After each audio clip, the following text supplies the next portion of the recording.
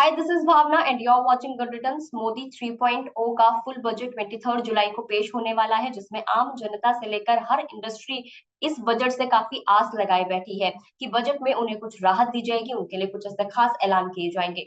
ऐसे में एक सेक्टर है एमएसएमई सेक्टर, जिसको हम बिल्कुल भी नजरअंदाज नहीं कर सकते हैं, जो कि इंडियन इकोनॉमी में तकरीबन 29 to 30% का कंट्रीब्यूट करता है। देश में करीब करीब 5 से 6 करोड़ एमएसएमई यूनिट्स हैं, जिनसे करीब 12 करोड़ लोगों को रोजगार मिलता है।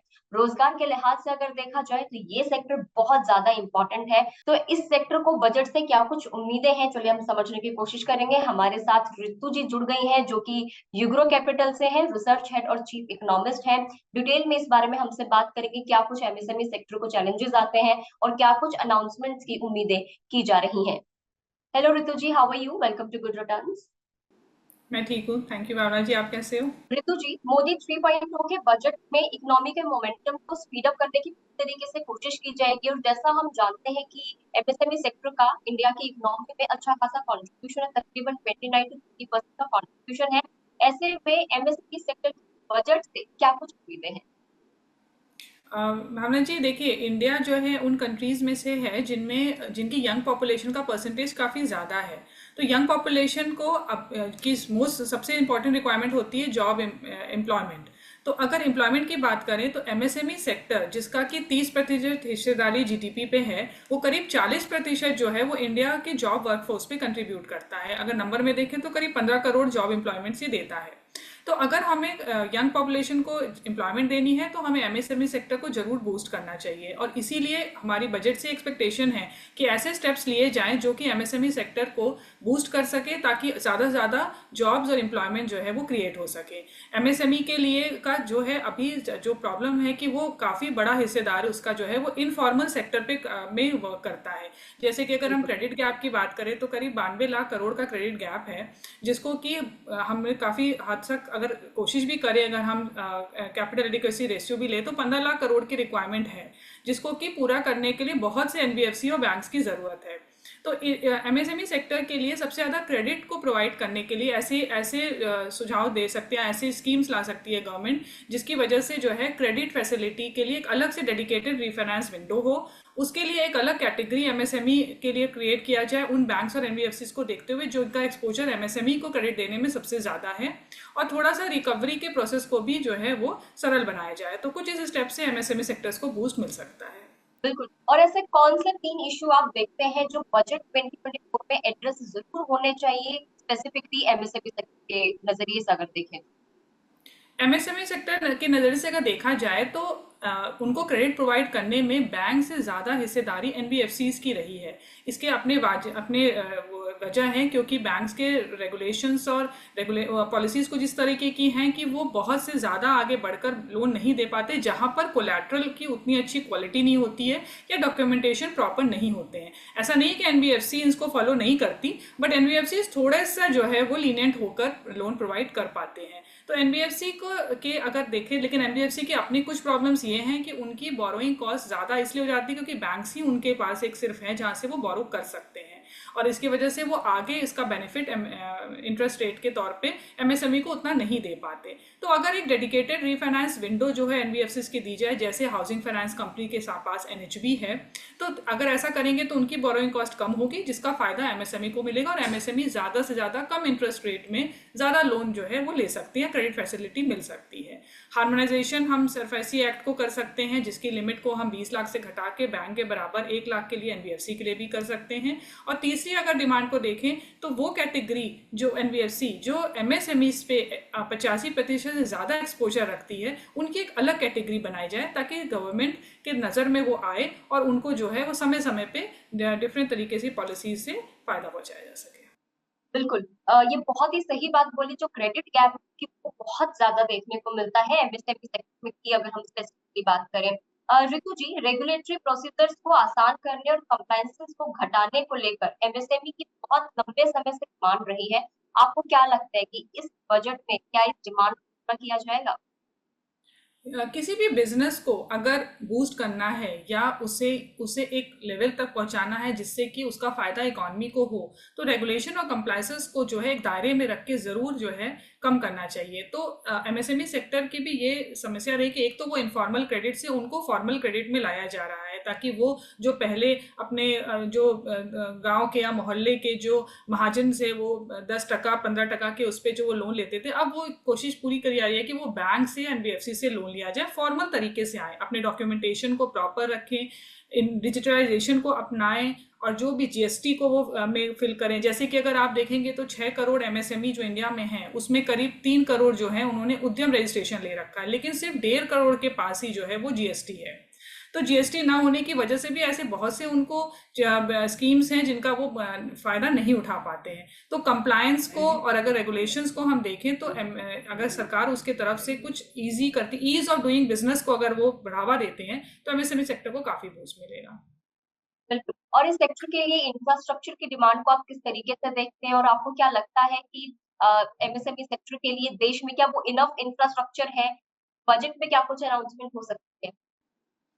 एमएसएमई सेक्टर का एक और भी जो वो है कि अवेयरनेस की कमी है। जैसे कि गवर्नमेंट, ऐसा नहीं है कि उन्होंने पॉलिसीज या स्कीम्स नहीं बनाई है, समय समय पे गवर्नमेंट ने काफ़ी स्कीम्स एमएसएमई को फ़ायदा उठाने के लिए दिया है, वुमेन्स के लिए स्पेशली बनाई है। और जो है जो जहाँ पे वुमेन एंटरप्रेन्योर्स हैं या फर्स्ट जनरेशन है उनके लिए बहुत सी स्कीम्स हैं, पर इसकी अवेयरनेस जो है वो एमएसएमईज को नहीं है। तो इंफ्रास्ट्रक्चर की बात करें तो इंफ्रास्ट्रक्चर के ऊपर गवर्नमेंट अगर अलग से ध्यान देके कुछ अलॉट करे जिससे कि डिजिटलाइजेशन हो, स्किल डेवलपमेंट हो, अवेयरनेस की स्कीम्स हो, समय समय पे जो है ऐसे लघु उद्योग भारती या और दूसरी संस्था से जुड़कर अवेयरनेस फैलाई जाए, तो इस तरह की स्कीम्स के लिए गवर्नमेंट अगर अपने बजट में एक एलोकेशन करती है तो एमएसएमई सेक्टर को इसके ज्ञान मिलेगा और ये उसका फायदा उठा के और आगे बढ़ सकते हैं। बिल्कुल। देखिए एमएसएमई काफ़ी इम्पोर्टेंट सेक्टर तो है ही, लेकिन कहीं न कहीं छोटे उद्योगपतियों जो वो प्रॉब्लम देखते हैं, वो 2 स्पेसिफिक प्रॉब्लम देखते हैं। लोन की एक आप बात भी कर रहे थे, तो एमएसएमई में ये माना जाता है कि अवेलेबिलिटी ऑफ फंड और कैश फ्लो की बड़ी ज़्यादा दिक्कत रहती है। तो अगर हम लोग इस तरीके की और दिक्कतों की बात करें, तो एमएसएमई सेक्टर कौन से ऐसे चैलेंजेस हैं, खास तौर पर पैसों की कमी को लेकर, नकदी की कमी को लेकर, वो क्या कुछ है? एमएसएमई का जो मेन चैलेंज है वो ये है कि अभी भी उनके डॉक्यूमेंट, उनको अभी भी कच्चा और पक्का का जो है वो जो एक गैप है बीच का, वो इम्पोर्टेंस उसे नहीं पता। उन्हें ऐसा लगता है कि अगर वो कच्चा में ऑपरेट करेंगे तो वो टैक्स को सेव कर सकेंगे और उनको उनके प्रॉफिट में ज़्यादा ग्रोथ होगी, बट ऐसा नहीं है। ऐसे करने से वो उन स्कीम से या उनसे वो अछूते रह जाते हैं जिनको अगर वो पक्का में ऑपरेट कर रहे होते तो वो ज़्यादा फायदा उठा सकते हैं। जैसे कि अगर मैं एक एग्जांपल के तौर पे देखूं तो अगर किसी एक एमएसएमई का जो है 10 लाख का टर्नओवर है, लेकिन उसने अपना 2 लाख तो पक्के में रखा है पर 8 लाख उसने कच्चे में रखा है, तो अगर वो किसी बैंक या एनबीएफसी के पास लोन लेने जाएगा तो उसको उसके उस 2 लाख के अमाउंट पे लोन मिलेगा, जबकि उसकी एलिजिबिलिटी वो 10 लाख पर है।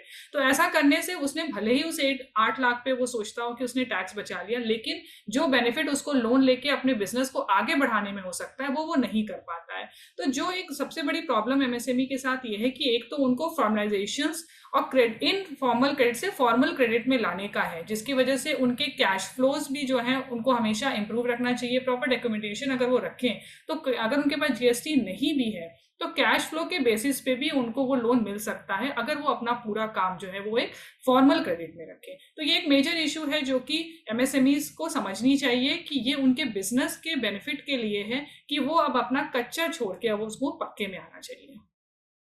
बिल्कुल। और क्या कुछ रियायतें हैं जो इस सेक्टर को मिलनी चाहिए? टैक्सेशन की आप बात करें तो ऐसे में उद्योगपतियों का ये मानना है कि टैक्स जो है उसका बोझ थोड़ा-सा कम होना चाहिए। इसके अलावा जो दूसरा है वो जीएसटी के लिहाज से भी है, जीएसटी में भी कुछ बदलाव चाह रहे हैं ऐसे सेक्टर के उद्योगपति। आपको क्या कुछ लगता है कि इसको किस तरीके से आसान किया जा सकता है और बजट में स्पेसिफिकली इस पर क्या कुछ अनाउंसमेंट की आप एक्सपेक्टेशंस कर रहे हैं? जीएसटी रेट में इंटरेस्ट रेट, जीएसटी को कम करने की काफ़ी दिनों से एमएसएमई की डिमांड है क्योंकि वो ये चाहते हैं कि उनका जो 18% में जो फॉल होता है, तो जो से अगर मीडियम और लार्ज इंटरप्राइजेस के लिए तो ठीक है, लेकिन जो स्मॉल और माइक्रो लेवल पे हैं उनको वो जीएसटी जो है उनको काफ़ी इससे मुश्किल होती है। तो उनकी डिमांड रही है कि जीएसटी को कम किया जाए।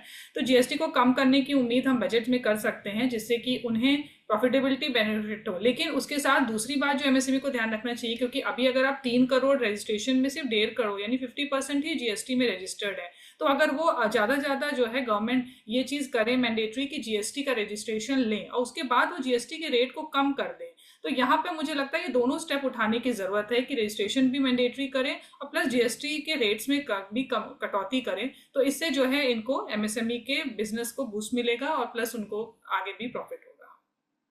बिल्कुल। ऋतु जी, एक और जो इन दिनों जिसकी बहुत ज्यादा चर्चा हो रही है वो ये है कि ये समस्या भी एक तरीके से की सेक्टर में पेमेंट का नया रूल है, सेक्शन 43BH का, 45 डेज का जो ये रूल है, इसको लेकर उद्योगपतियों की ये रहा है कि ये जो रूल है ये उनके लिए सही नहीं है और इसको बदलना चाहते हैं।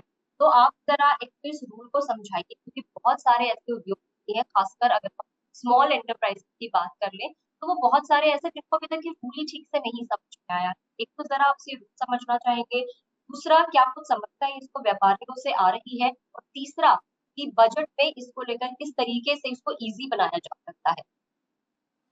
भावना जी, 43B का जो ये रूल आया है ये 1 अप्रैल से अप्लीकेबल है और इस रूल में ये कहा गया है, क्योंकि अगर आप रिपोर्ट्स देखें या स्टडी देखें तो एमएसएमईज को पेमेंट डिले की बहुत प्रॉब्लम रही है, उनको समय पे पेमेंट नहीं मिलता, जिसकी वजह से वो आगे की अपनी प्लानिंग जो है वो बिजनेस की नहीं कर पाते।